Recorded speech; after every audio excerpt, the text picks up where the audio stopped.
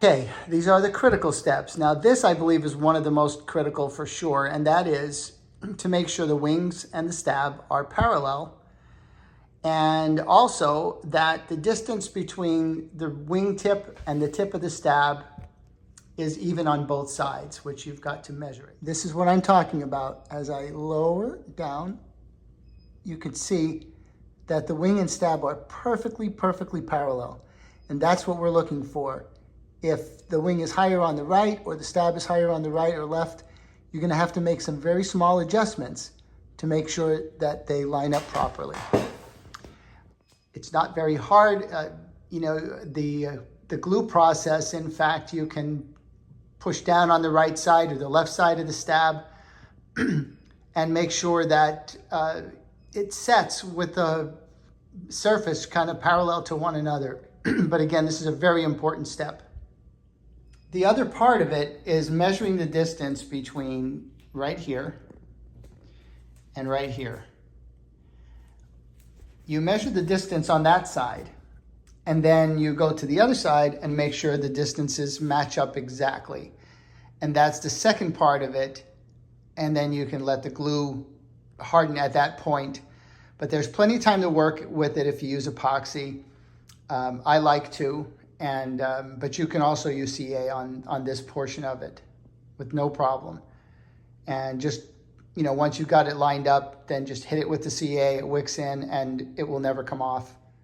Here's another little tip. I think it's critical. I mean, you've seen probably 100 videos on how to CA these hinges. I mean, how to put in these CA hinges. And basically, I've put it in about halfway, just to the end of the wood there. That's all that's kind of necessary here. The big deal here is once you've got it inserted, to be fairly careful with the CA.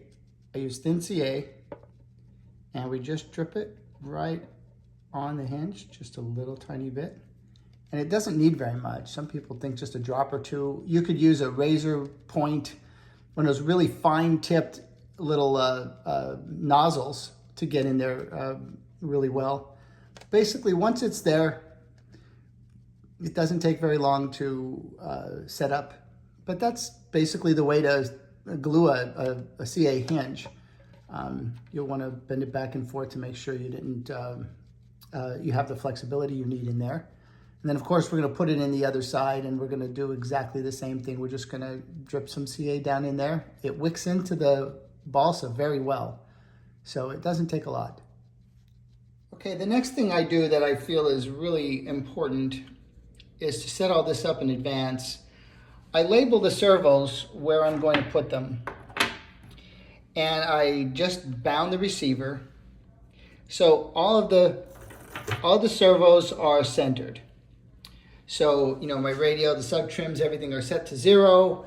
And what I do is I start by taking each of the servos and trying to figure out which orientation the servo arm is going to be.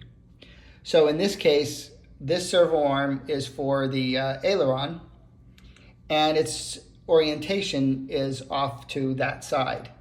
So I'm going to fit the arm on in the direction that it will center at 90 degrees. Now this is to set up a perfect linkage, but as you can see, I've explained this in my videos before that there's an odd number of teeth.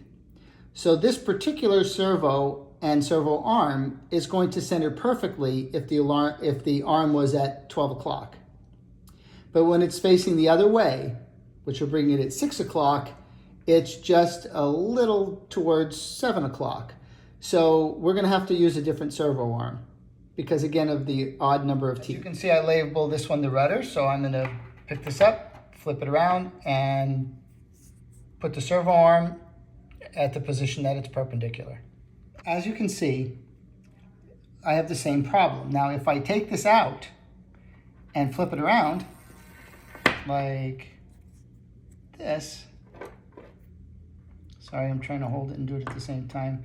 Now it's straight and perpendicular. Okay, here's another critical step. As you can see, there's a gap in the hinge here. This is an aileron. Here's the other one I have sealed. this gap with a piece of white monocoat.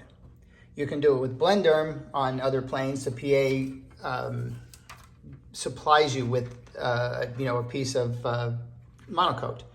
So basically, we're just going to place it in there. We're going to push it down in there. It's how to do this exactly you can see in a lot of the PA videos. You fold it in half, shove it down in the V, and then tack it on two sides. And then basically just run it across the hinge seam, just like this.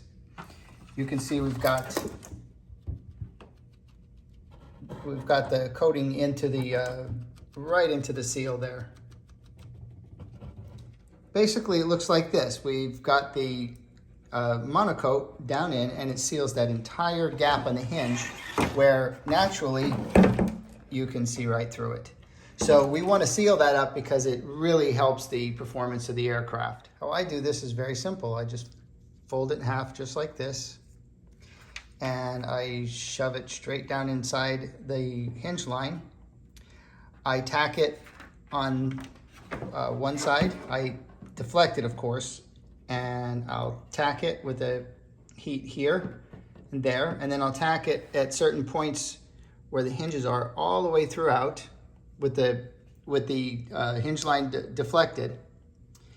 And then I just continue to tack one side, and then I run the iron up the other side, and that just forms the gap, and then just finish it off by pushing the iron over the top and flattening everything off so it doesn't come off. This will be the first point at which I tack it down right there.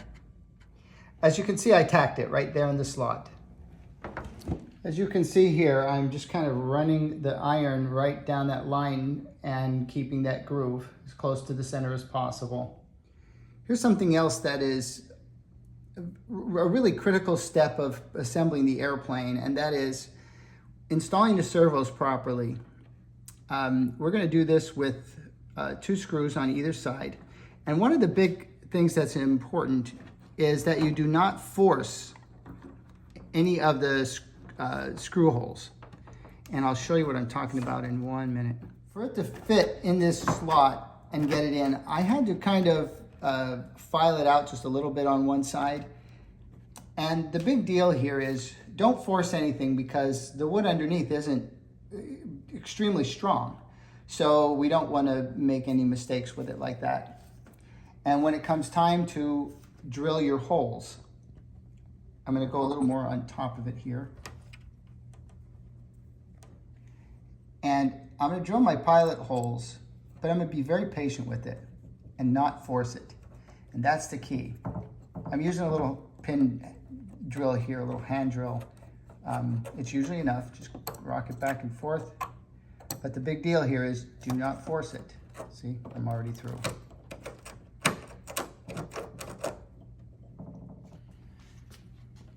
Okay, I'm gonna set the first screw for a couple good reasons. One is it's going to keep everything in place while you're drilling the other holes. And number two, the plate that's underneath it that it's being drilled into, it will keep it nice and snug against the surface to when we're installing the others. And another big quality point with PA is, as you can see, this is a socket head instead of those typical screws which they strip out and things like that. These are much easier to work with. And when we're screwing it in, we're not going to press very hard. We're just going to let the screw do its thing. I do not CA these things in just in case we need to pull them out. The screws, if you tighten them down, they stay plenty tight, and the servo will stay solid. Don't over tighten. Of course, there's the finished product. Okay, this process is very simple but very important. Basically, we're just going to cut open this slot, and then we're going to put some glue in it, and we're going to glue the control horn on. But the big deal here is we are going to first test fit it, and we are also going to try and make sure that we line it up directly on the hinge line here.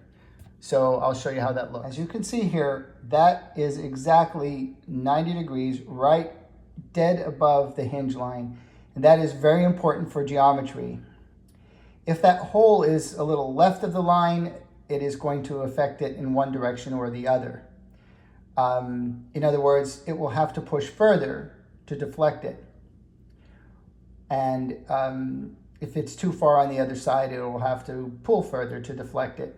And it will not be even on both sides. But if that hole is directly over the hinge line, you'll get perfect deflection. And this is true with any control horn. Also, at this point, to glue this, I had taken some sandpaper to the base of this where it connects. You can see here I scuffed it up a little bit to make the glue adhere a little bit better. Okay, as you can see, there is a little bit of extra epoxy forming a fillet around the base of it, and that just helps with adhesion and so on and so forth. Again, the fit is just perfect.